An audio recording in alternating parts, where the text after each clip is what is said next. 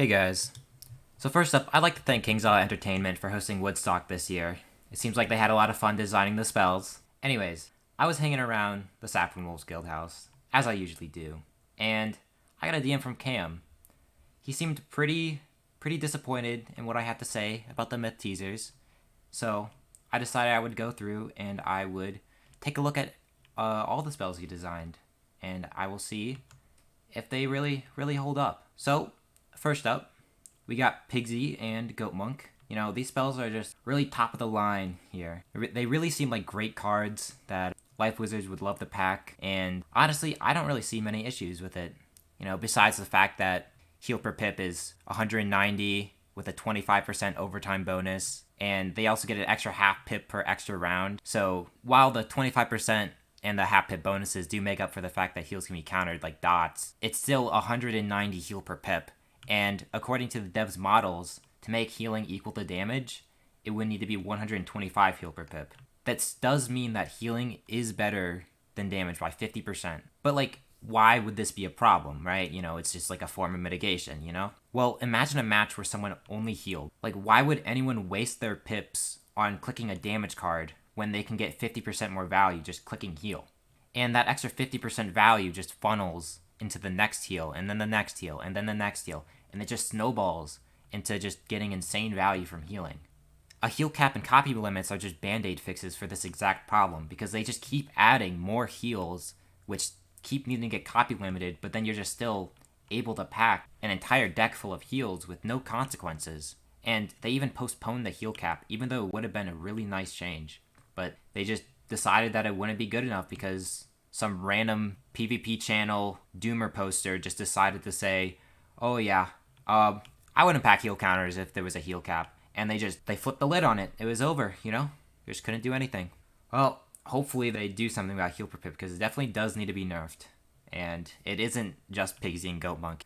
Detonate percentages are another problem that really just, it's the culmination of he don't got it, you know? Now, I'm not sure if the devs actually understand what he don't got it is, so I'll give a quick definition. He don't got it is playing a move that would end up losing you the match if the opponent has the card, while knowing the opponent packs the card and would use it against you. Like, sending a catch against an ice, like, he don't got it, you know? Like, they could easily counter it, but you send it anyways because you're just praying that they don't have it. These increasingly high detonate percentages just, they cause more punishing he don't got it interactions, which just cause even more issues. On top of the 25% overtime bonus and the half pip per extra round, it's just basically just free value. Now, one of these counters is beyond busted and on the complete other end of the spectrum of the detonates, and it is Camp Bandit. Camp Bandit by itself does 4 pips of life damage and then pushes 2 damage overtimes. I can see the vision for like pushes and steals for like blades and shields and stuff like that, where they increase it to like 4 or 5 pushed or steals or removed or stuff like that on like lore spells. But it's a lot different with an overtime, because when you steal a blade from your opponent, most of the time it's just a blade that you can only use for a gambit. Like, it's not, you don't get any value from the blade. But overtimes you get the full value, like no matter what. Like, you get the base removal and the base creation, and you're only doing it for 5 pips. It's just insane. It's way too overvalued. This exact same logic also applies to Storm Divum, but it has just a free extend for some reason. What's going to happen is that while, yeah, it's a good heal counter, Life Wizards can just steal it back for no consequences. Same amount of time on their hot. I say it's a free extend, but like half the spell's value is free. Next up is the Shad Hits. Now, these Shad Hits are certainly something.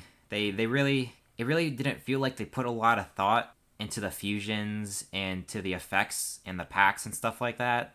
Almond's teaser showed that the fusions use the dark hit for the fusion, but that dark Shad Hit is completely useless on the school that owns it. And sometimes just completely useless in general, like Dark Fiend and Dark Shrike. Like, both those spells are pretty useless. Also, why do the Shad Hits just eat their own effects? There's no point. Like, why is it a Shad? What's the point of the pact? Why are we removing our own effect? Like, there's no point in doing it, and it's just beyond stupid. I feel like anyone with 2 brain cells looking at the card I could probably get like a random PvP channel person to look at the card and they would instantly say what's wrong with the card. It just wasn't looked at all after it was made, and then they just pushed it. Another thing is the spellaments. So you need to freshly tier up these fusions on their own. It's like they didn't hear any complaints about spellament grind. Like, by far the worst grind is spellaments, and they just decided, yeah, let's just add more. Let's add more to these shad hits. And there's just no reason for them to do that. Dark Fiend specifically should have just been a shield clear. It's being used as a shield clear for stuff like Scorching Scimitars and Blast Off, but it's just not a shield clear itself. It should have just been a shield clear. I don't know why it's not a shield clear. I don't know why they put dot traps on. Both of them are dot traps in a trap pact on a fire is just useless. And now, finally get to Cam's changes that he did just today. 100 view stream, watching probably the most mind-numbing balance changes I have ever experienced in my life. So they declared a rule about how much percentage of the spell should be into a hit and how much should be into a utility. And they also base it off what the effect is and if the school owns it.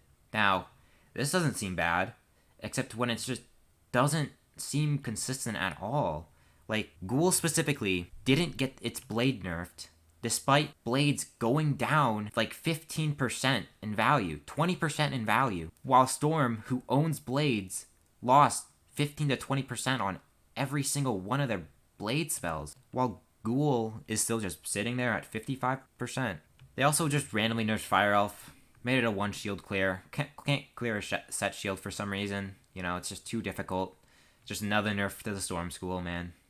Honestly, all these nerfs to the Storm School is just like kicking a small orphan child after it got disowned by its foster family. Also, just make Handsome Fomori and Deathly Depths infections. Like, they're just like dancing around, giving ice infections when infections aren't even like a hot counter. It's just a heal counter. It's a mitigation for a form of mitigation. Ice should just have it on its effects. It's a weakness school. But finally, thank God, Firecat got buffed by 5 damage. This is the change we've all been waiting for. This is honestly the most useful change in this entire update. I mean, that's about it. I kind of went through everything. This is going to be a great Darkmoor update. I'm very proud of King's Isle Entertainment. They really did their best here. Hail Limbow, bro. Hail Limbow.